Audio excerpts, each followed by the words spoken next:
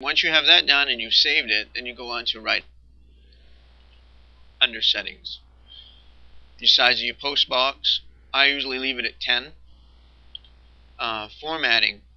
So you check this. I usually do this. That way, if somebody does their little semicolons and the hyphen in the parentheses, it'll make it a smiley face. It converts it into a smiley.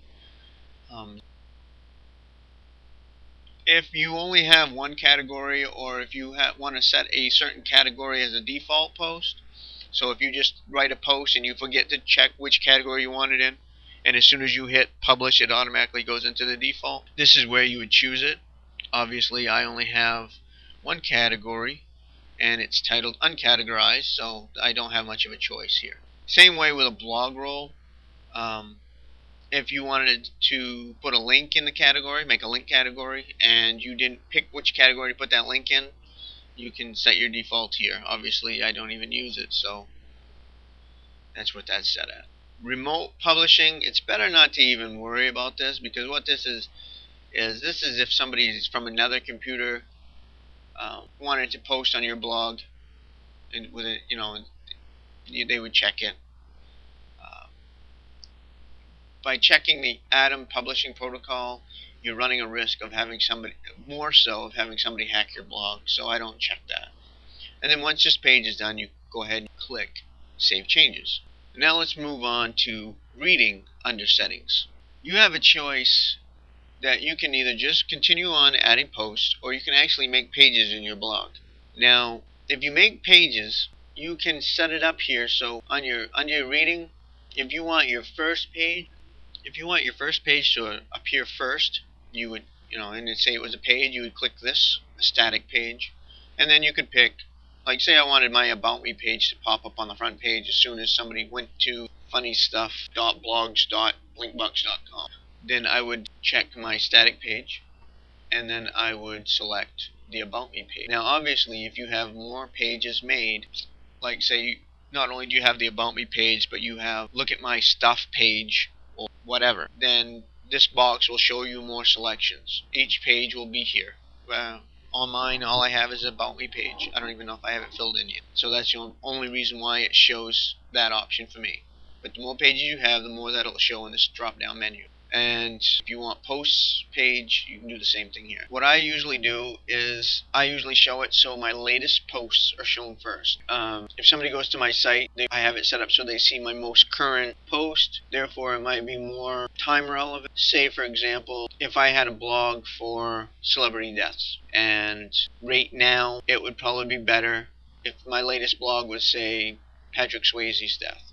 And if I click this here for your latest post, somebody goes and sees that, that's more current with the times, and versus if you had set it for a static page or another page, another blog that said John Wayne's death. Now, John Wayne's death was important back in his time, but it's not so relevant as important right now as Patrick Swayze's. More people would stop and read, not taking anything away from either act, just trying to make. So usually I recommend your front pages will be your latest posts. Blog pages shown at the most. Now this is up to you. You can have it anywhere from 1 to 50, I suppose, but you want to keep it small. You don't want to keep your front page long. You want to keep it so it loads quick. You want it so people. Your main thing is you want people to click through your blog. You want a link to go to the next one. Syndication feeds shown most recent. Again, I would only go 10. And syndication feeds, that's the RSS.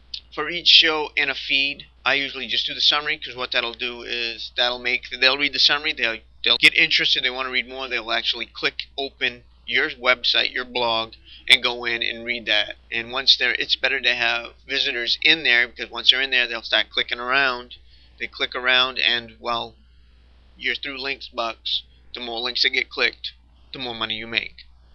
So once you've got that set up how you want it, you click Save Changes.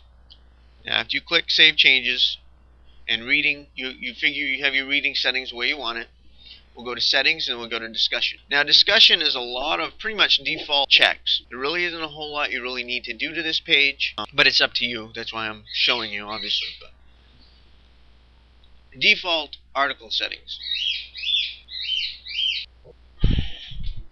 Your email over here is for settings for your email.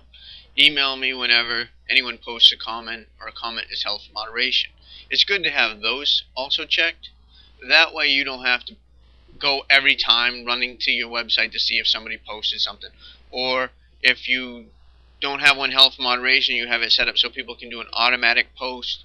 It's also good to have this so that they'll email will come to you and say somebody posted, and that way you can go and you can verify whether or not that is a post that you want, a comment that you want on your article. If somebody leaves one that is spam that says "Hey, buy Viagra" and they give you a link, that's not something you really want on your blog. So it's good to have these checked so that you get an email notification each time somebody leaves a post or comment on your. You can also set that up so before a comment appears, an administrator must always approve the comment. If you're worried about somebody posting and leaving a buy Viagra here and leaving a link or an adult site link, you can have this clicked, and an administrator must always approve the comment. Author must fill out name and email. I have that clicked myself, and also a comment author must also have a previously approved comment.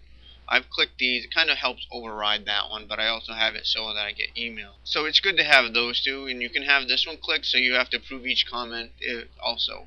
And then you got your comment moderation. It's pretty much self-explanatory. Hold a comment in the queue if it contains 2 or more links. So, like if you have a spam one that they might actually say something relevant that might not really catch you off guard. It might say, "Wow, awesome blog. I've subscribed. I'll read more," but yet they have 14,000 links attached to it. Buy Viagra. Super low drug prescriptions here. That's obviously the person that left that comment could care less what you wrote. They just want to put their links out there. So by having this set up, so if it has 2 or more, or you can even have if it's got a link, if you wanted to put just one there. But that way it's automatically will be held for you to look at it and whether or not. So it kind of helps offset the settings that you put up here. They kind of all tie together, and if done right, you can really cut down on the spam, unwanted comments, the unneeded comments. When a comment contains any of these words in its content, name, URL, email, or IP, it will be held in moderation queue. 1 word or IP per line will match inside words, so press will match WordPress. So this here, even though this is a one setup, it kind of does both things. You put your number here, and then down here you would write if it contains any of these words. So if you typed in Viagra, or Viagra.com, or even an IP address. If you had somebody's IP address that has been spamming you for a long time, and you finally figured out what their IP was, you can type their number in here, 48.76. whatever. And like I said, it's one word or IP per line. But do be careful, because if you put, for example here, if you put press, it'll also match WordPress, so you might actually get more queued and waiting than you really expected. Down here, the comment blacklist. Now this is where you can really put a lot of stop. When a comment contains any of these words in its content, name, URL, email, or IP, it will be marked as spam. 1 word or IP per line, it will match inside words. Sort of like this one up here, but this will blacklist it automatically. So this is where you put in all the vulgar words, so you keep the people out that are trying to promote the X-rated sites. You can also, if you wanted to put online prescription, you could type that in, and anyone that wanted to try to do online prescription posts would be automatically on the blacklist.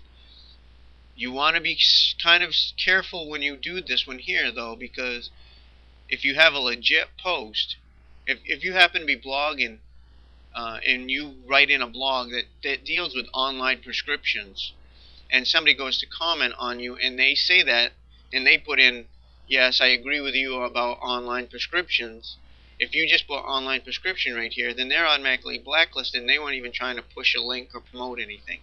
So it'd be fine to put that up here so that's held in moderation, so you have to go and moderate it and see where it's held and what they're doing with that word. But you do want to be, with a blacklist, you want to be a little bit careful on that. There's obviously some words out there that, no matter how they use them, it's just not needed on a comment post. And then down here with avatars, You can show avatars or you can not show avatar. And then you can set your maximum rating. You know, you can set it for all ages, or if you just click it for X-rated. And then you can click default avatars down.